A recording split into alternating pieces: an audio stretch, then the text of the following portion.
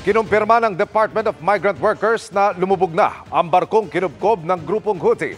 Ang isa sa mga sakay nitong Pinoy, itinuturing pa ring nawawala. Nakatutok si JP Soriano.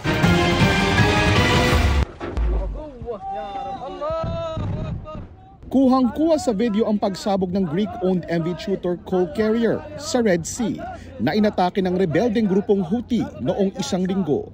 Pagkumpirma ngayon ng Department of Migrant Workers, lumubog na ang barkong may sakay na mahigit 20 Pilipinong tripulante. The vessel is lost and apparently sank. There is an oil slick as reported that was spotted at around the same projected location of the ship.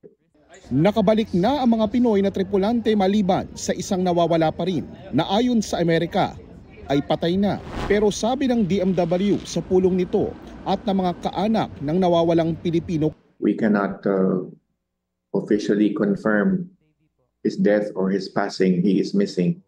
And as I said, we continue to provide support to the family. June 12, nang atakihin ng missile ng Houthi rebels ang barko, bahagi ng pag-target sa mga barkong may kaugnayan umano sa Israel at bilang simpatya sa Hamas na kalaban ng Israel sa Gaza.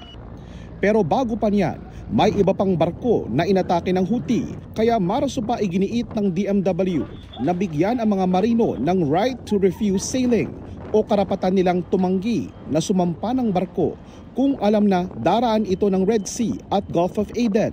78 Pilipino na raw ang gumamit ng karapatang yan. Ngayong araw ay pinulong din ng DMW ang mga seafarer industry leaders at ship owners para matiyak na ipinatutupad yan. Yun ang isa sa mga bagay na tinitignan natin in terms of yung reporting. Kasi di ba yung issuance natin noong March, may reporting requirement na yun. Para sa GMA Integrated News, JP Soriano, nakatutok 24 oras.